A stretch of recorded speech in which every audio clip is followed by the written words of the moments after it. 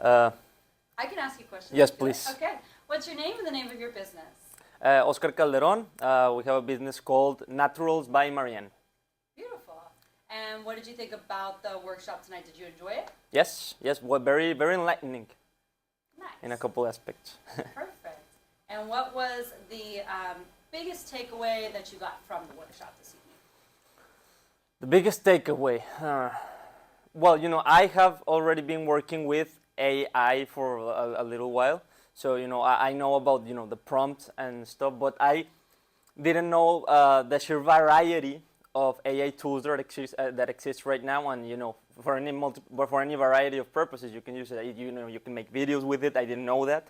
You can make scripts with it. I sort of knew, but I didn't know the level at which it was right now, and the ease of use it has. It was more of knowing the name of the apps, downloading them. Now I can start using them. Now because I just had no idea that I could download them right now and use them. So. Awesome. Yeah. And what did you think about the story of the legacy?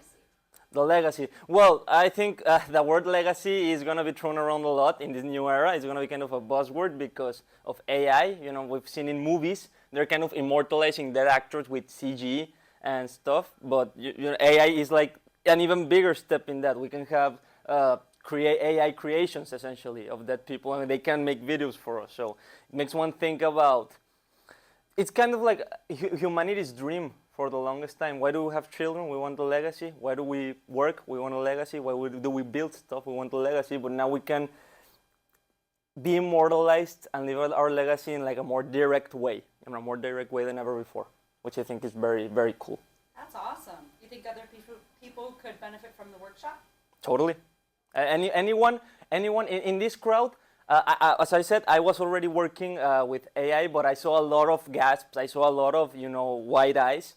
I think it's a new technology, so a lot of people aren't still engaging with it as as to its full potential, or at all even.